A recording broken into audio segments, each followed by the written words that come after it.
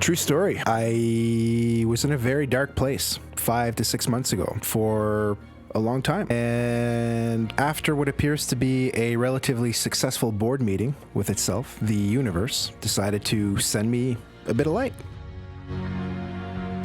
Light comes in many forms, guys. For me, this light came in the form of reconnecting with someone. And the reason this was my light was because I was able to learn a lot of different things, like how to be tolerant of yourself and others, how to be forgiving, how to stop the negative self-talk. The experience has been quite transformative. So what I'd like to do is just pay it forward. That's why I made this video. I'd like to pay it forward because I think it's really easy to help someone like that. And also, admittedly so, people, myself included, have difficulty expressing themselves. And I think it goes a long way.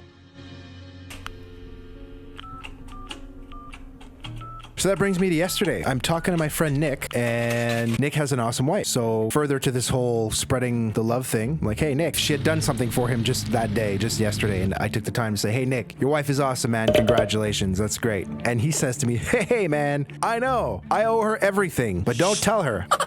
And previously, right, before I had this sort of, or before I went on this journey, the previous version of me would have just went along with it and just known that he was joking. It's all good. We move on with our lives. Everybody's happy. I know he loves his wife. I took the time to slow down and be like, Nick, take the time to acknowledge what you just said. How do I not throw him under the bus here? I've got a list of things I want to say about Nick here. All are true. I have a notepad to help me remember them because there's a lot. And I want to take my time to actually think about the things that I appreciate about Nick. So Nick, here you go. Nick is very handsome for starters. And the reason why he's handsome is because he's got beautiful eyes. He's got broad shoulders. He's very tall. He's got a beautiful jawline, very dreamy jawline, and a soothing voice. Definitely a very soothing voice, I'd have to say. He's a hard worker. He's very creative. He's a problem solver. He's very kind. He's industrious and he's resourceful. So now we can get back to the story. So I said to Nick, what a tragedy it would be if what you're saying is actually true and your wife didn't know. And he immediately responded, amen. Like he just right away, he clicked with it. And he said, tonight, I'm going to tell her. And I made sure, before I made the video, I made sure that he did that, and he did. So after a brief discussion, it was agreed that his wife should definitely be made aware of the fact that she means everything to him and she's everything for him, etc., etc. And Mother's Day's coming up, right? So we're just like, I'm going to make this video and you're going to be in the video. And he was like, no. And I'm like, dude, you don't have a choice. All right, so thank you, Marissa. Thank you, Nick. Thank you, Jordan B. Peterson. You guys are great, highly inspirational people. Jordan B. Peterson, if you don't know who he is, I highly recommend you check him out. He's probably the most highly sought after public speaker. He's Canadian, you know, go Canada. And he's a clinical psychologist at the University of Toronto with a bunch of lectures on YouTube. So highly recommend you check him out. All right, guys, so the first thing I want to talk about in today's video is fear and love. Fear and love are the two primal motivators of why humans, or all mammals for that matter, do something. Fear is running away from something and love is running towards something. We got a spectrum here, okay? Fear on the left side here. Well, it doesn't freaking matter, dude. Fear and love, okay? Everything in between, varying degrees of fear and love. You either do things out of fear or do things out of love, okay? Now, take for example, robbing a bank, you know, a bank robber. You might think, well, he's doing it out of love. He loves to rob a bank, but I can assure you, the vast majority of bank robbers, I mean, those with mental illnesses aside, don't like robbing banks. They're doing it as a mode of survival because they have no other skills, or they feel they have no other skills. So that's acting out of fear. Now, similarly, at the most basic of levels, caring for your child, that's acting out of love. Disciplining your child, you know, you could argue that that's acting out of love or fear. I mean, that's a whole other question, but let's not go into that one. I took two basic examples so that there's no, you know, you can't possibly make that a subjective answer. Objectively, we could agree that most people don't like to rob banks. You know, you're not the Joker. You're not the freaking Joker. You're not Heath Ledger. Rip, love Heath Ledger. So every single one of our actions can be traced back to fear or love. I encourage you to go through the exercise of analyzing every one of your actions and you'll understand what I'm talking about.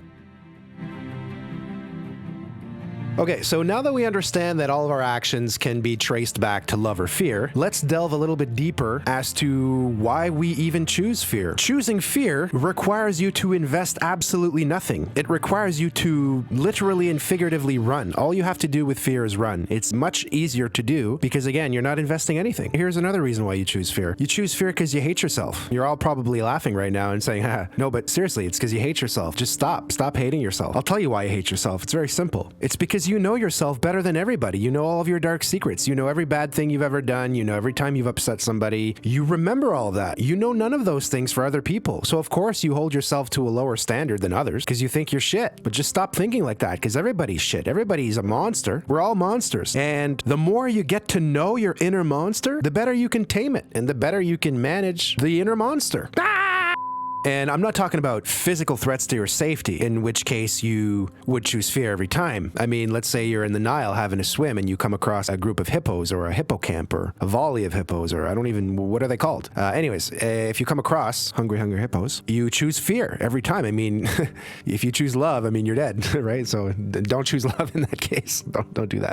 You could sit back and logically think, why would anybody choose fear, right? It doesn't make sense. Fear is suffering. Fear is stressful. Love is easy. Love is happy. Love offers no resistance. All untrue. Love entails a lot of risk. Love is exposing yourself to being vulnerable to the monstrosity of humanity. That's what love is. Love is exposing yourself to the monstrosity that is humanity. Love is an investment. Love is a commitment. So if you take the literal comparison of investing a large sum of money, in fact, everything you have, if you took all of your money, everything that you had, you sold your home, you sold everything, or if you don't have a home, anything that you own, you sold it, and you took that and you invested it in one thing, in one basket. And if that doesn't work out, that's love right there, right? So that's why it's a lot easier to just choose fear because you haven't invested anything and you decide I've already lost from the onset. So it's much easier to not lose a game you don't play. So it's not an easy endeavor. So of course, once you delve deeper into the subject, you can understand why people would choose fear over love. It's just a much easier thing to do. Doesn't mean it makes you any happier. In fact, the ironic part is that you're way worse off than if you were to choose love.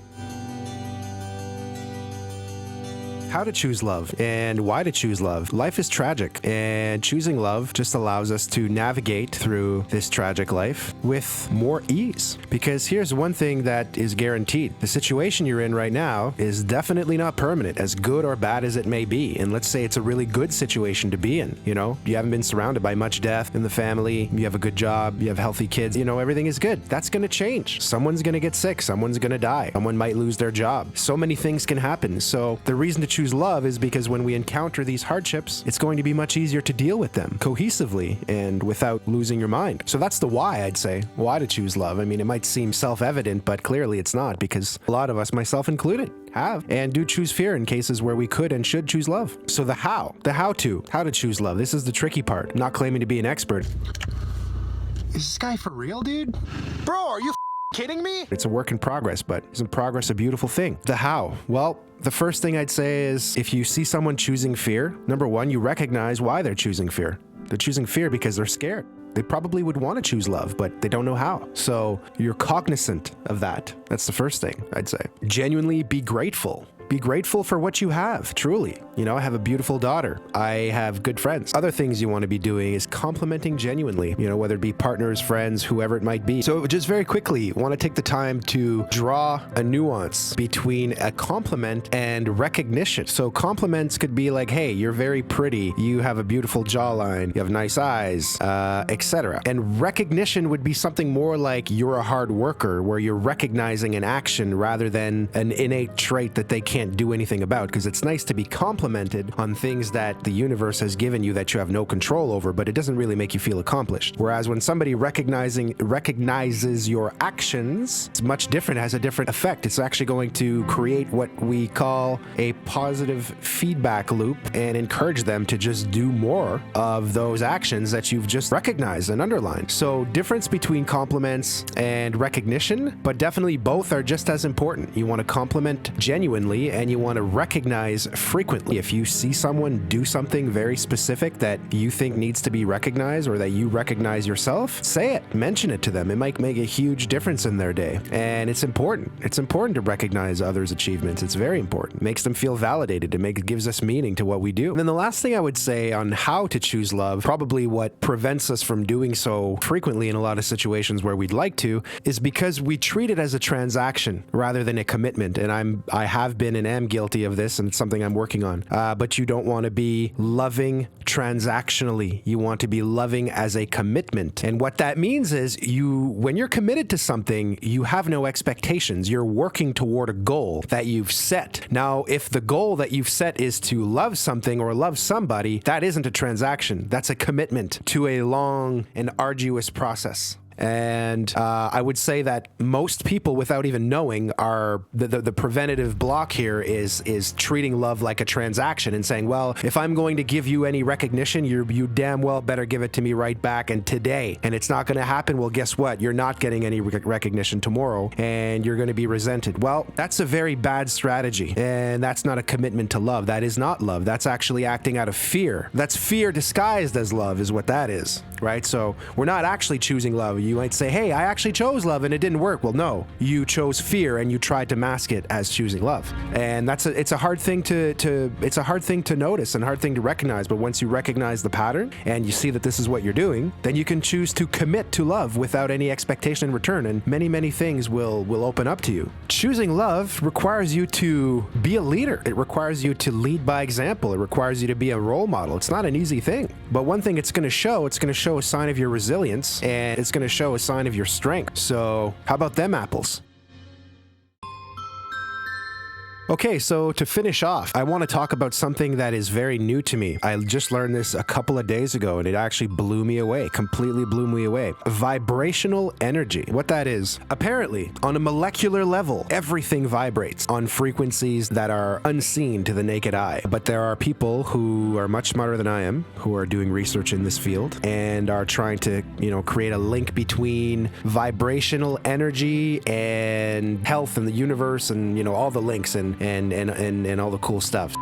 A cymoscope it's called, is a device that allows to digitize microscopic vibrational waves of energy in cells. And I'll show you guys a video. I'll put it up here in a second. It's a healthy cell versus a unhealthy cell. And in the healthy cell, you can clearly see and hear the symmetry. You can see the symmetrical shapes that are recurring. And with the sound, you can hear symmetry in the sound as well. And you'll see it. That's in harmony. In the cancerous cell, in the unhealthy cell, in the stressed cell, you can clearly see there's no geometry. The movements are very erratic, and the sound, it actually clips the mic, and it's quite deafening if you listen to it loudly.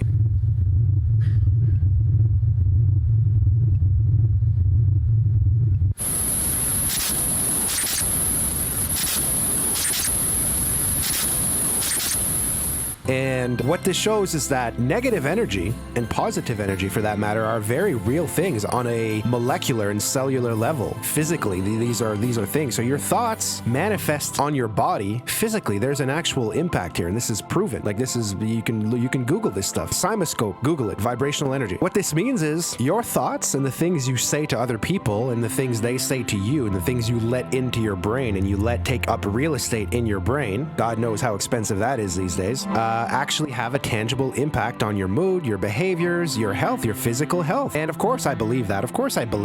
If you're stressed and you're fearful all the time, you may develop illness and disease. Now this was a very inspiring moment for me a couple of days ago when I saw this video about vibrational energy, because until recently I believed that fear conquered love. I always believed that fear conquered love, ultimately as a permanent state. So I thought that, that was a very dark thing for humanity in the world. But this video actually changed my opinion. It really did. And here's why. As you can see in the stressed cell, it's very agitated and it takes up a lot of space, right? So if you compare that to the physical world, you put two people in a room, one who's calm and one who's agitated. The one who's agitated is going to be taking up more space, right? They're going to be physically moving around and making abrupt gestures and screaming loudly and all sorts of aggressive mannerisms. So if you leave them in the same room long enough, the agitated energy could potentially overcome the calm energy. And then the calm person could become intoxicated with this negativity and then in turn also be in the same negative state that the other person was when they were originally calm. Now, I think that that's true and that is possible. And you see it happen all the time in relationships, more specifically. Now, because of the amount of agitation and space that a stressed cell takes versus a healthy cell, I think that all that means is in order for love to conquer fear is you just need an abundance of it. So if we were to quantify both emotions, which you can't, but let's just for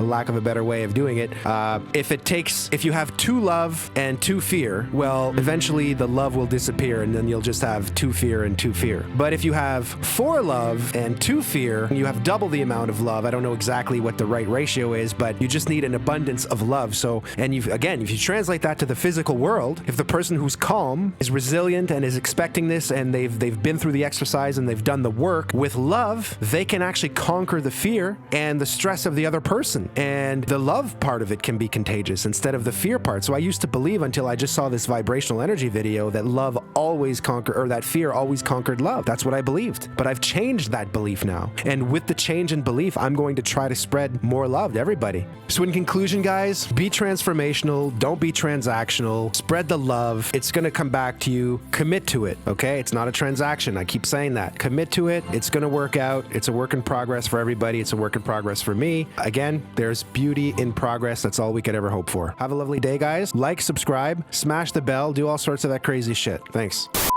Hey, guys. How's it going? Is that my eyebrow? Jesus, I could kill someone with this thing. So, if you're watching that, then... Dude, my eyebrows are out of freaking control.